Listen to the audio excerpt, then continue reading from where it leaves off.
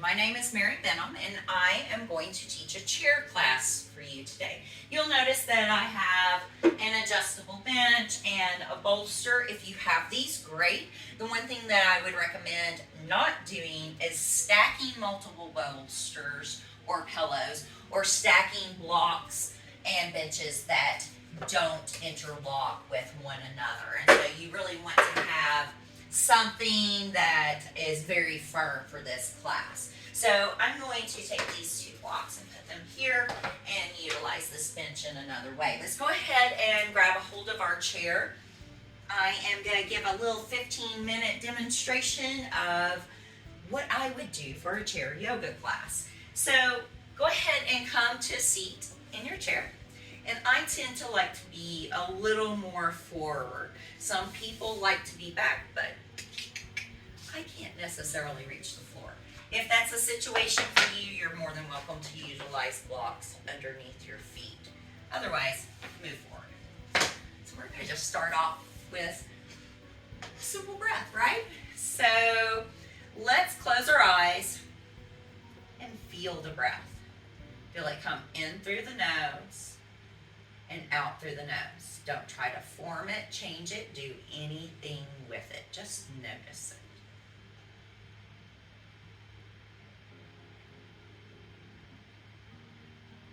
And we'll do that for a couple of rounds, right? And we'll go ahead and move on since we're condensing the video. We're going to do a seated sun salutation. So I'd like you to inhale, reach your arms up, look up. As you exhale, you're going to let those hands come out and around onto your kneecaps. And you're going to let your chest come towards your thighs as much as comfortable without dropping your head. On your next inhale, you're going to show me your heart and squeeze your shoulder blades back. Pull the navel into the spine, no pain in the low back. On your next exhale, you're going to fold forward. See how close to those thighs you can get. This time you can drop the head if there's no pain in the back. And you're going to tighten up your abs as you slowly come back up, letting those arms sweep out to the side. On that inhale, look up. On your exhale, you're going to drop your left hand to the side of your seat as you reach over with your right hand, keeping both sit bones down. On your next inhale, you're going to come up. Allow those arms to reach up as the right hand drops. The left hand reaches over. Both sit bones rooted. As you inhale, come up. We're going to interlace those fingers, turn the palms to the front of the room, C-shape the spine. On your next inhale, allow the arms to come up, maybe even a little behind the ears as you take your vision to the sky. On your exhale, allow the hands to drop down along your sides. We would do that several more times to loosen up the shoulders and the low back as we're condensing, moving forward. As you exhale, turn your head to the left without shifting the shoulders. As you inhale, you come neutral. Both sit bones rooted. Turning to your right side with the chin and the vision, maybe even peeking behind you. As you inhale, come center. Continue to do that for a couple more times. And then maybe even allowing the head to come slightly forward and around. Do not allow it to come back like this. You'll get a lot of sound and your neck doesn't particularly like that, right? So as you continue to do your neck circles, we're going to come up neutral on your next inhale. And we're going to gently take the legs out. We're going to start moving into our standing postures, assuming we've done several of those sun salutations and neck and side bends.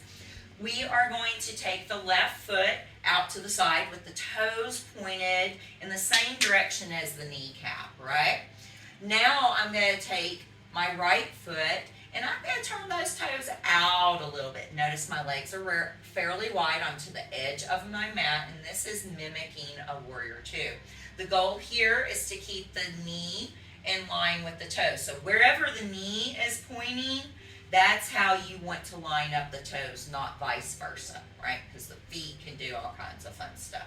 So find out where your knee can open up to. Get your second, third toe In line with that, second and third toe on this top side, no pain in the knees. Inhale, reach the arms up. Exhale, find that warrior two, and we're going to hold here.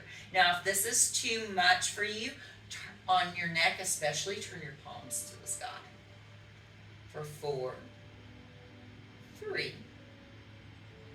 2, and 1. Releasing the hands down, we try to hold for approximately 3 to 5 breaths. We're going to do the same thing on the other side. Second and third toes lined up with kneecaps. Knees are opening up.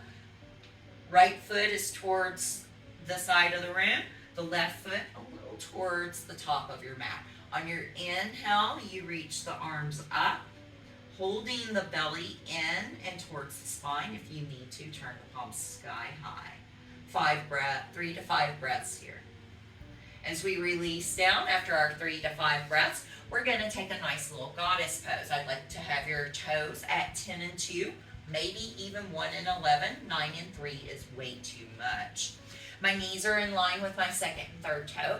As I inhale, I'm going to try to roll my tailbone towards the back of the chair, heart high, squeezing those shoulder blades down and back together.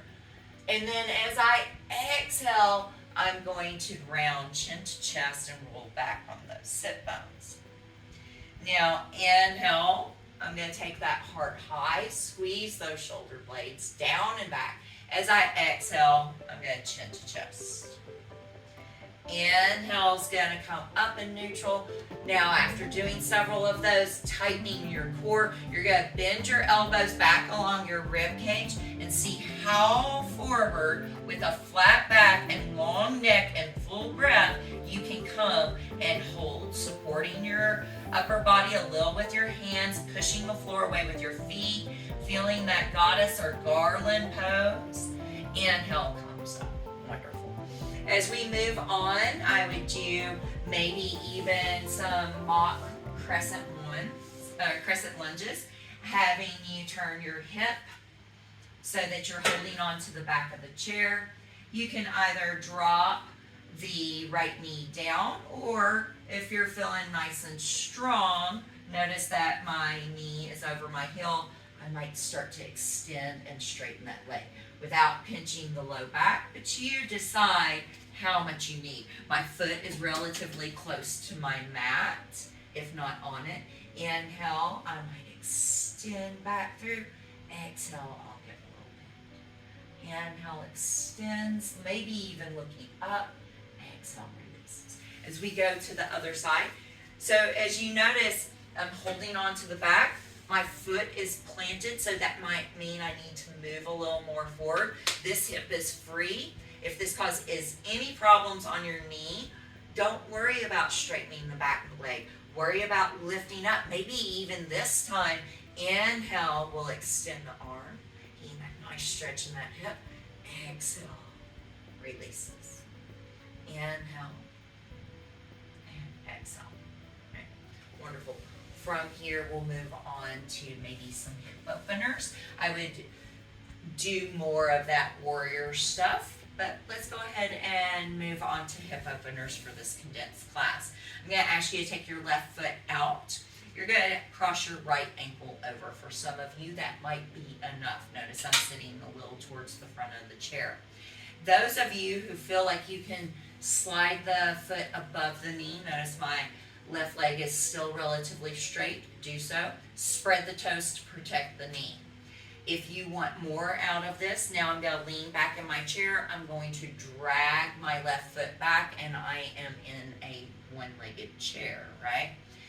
Same postures that we were doing before from here, where we inhale, hands are on knee and shin this time. Exhale, I'm going to C-shape a little bit. Inhale, lifts up. Exhale, C-shapes. Inhale, lifts up. This time, exhale, bend the elbows strong in the core. So you're trying to corset everything with that exhale. Inhale comes up, lifts the heart. Exhale, elbows back, abs tight, come forward. You might get almost down there, toes are spread. side.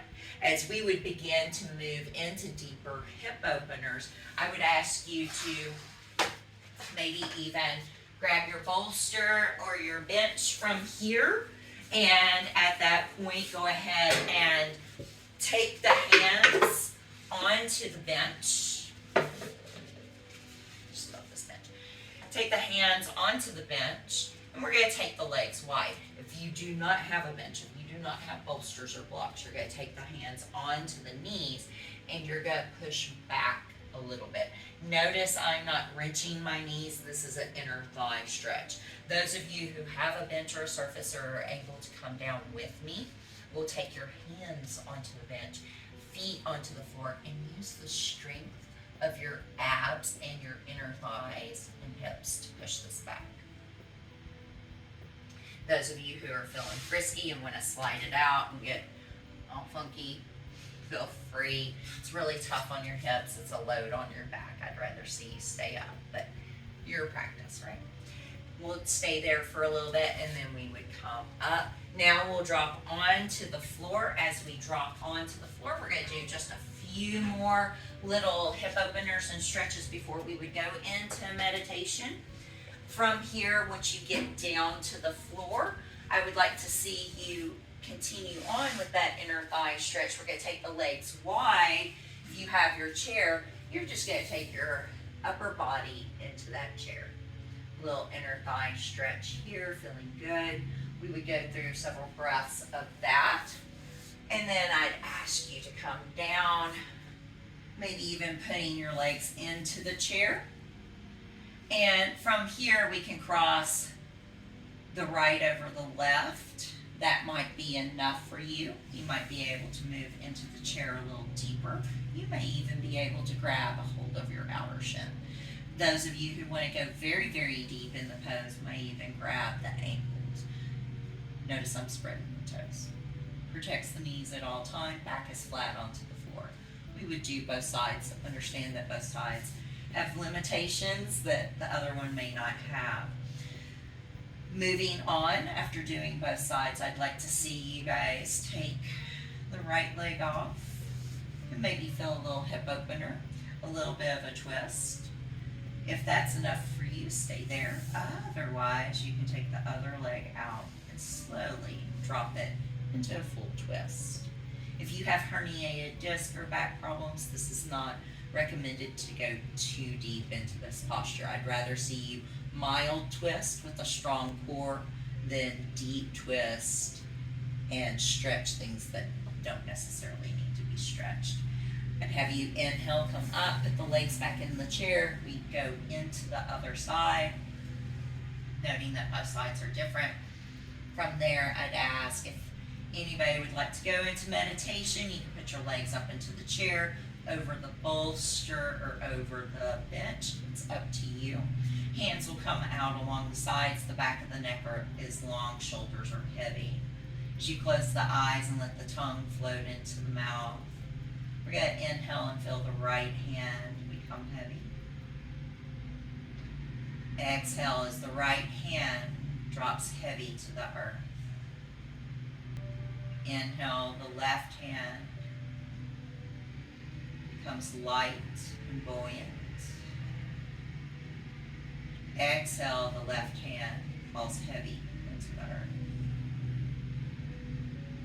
Inhale, the right arm becomes light and buoyant. Exhale, the right arm melts into your mat. Inhale, the left arm feels vast and expansive and open. The exhale allows the left arm to release heavily to the mat. So I tend to go, depending on the class, warm-ups are 5 to 10 minutes. Standing postures are anywhere from 10 to 20 minutes, 25 sometimes if I'm adding balance in there. Then we go into stretches and hip openers. I really like to add little bridges and back care in, and then we always finish off with at least 5 minutes of meditation, so that would extend out more. I have 23 years of classes and formats, from everything from power yoga to restorative stretch, and this is just a little bit of what I know. I hope that this serves the company, and I hope to hear from you soon.